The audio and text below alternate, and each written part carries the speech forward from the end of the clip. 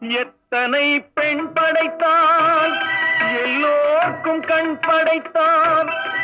அத்தனை கண்களிலும் ஆசை என்னும் விஷம் கொடுத்தான்.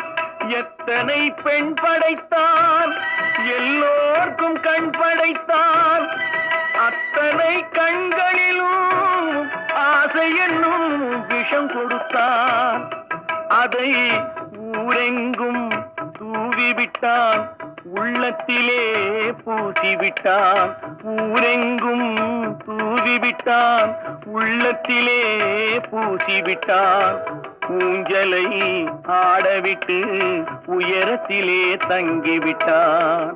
கடவுள் மனிதனாக பிறக்க வேண்டும்.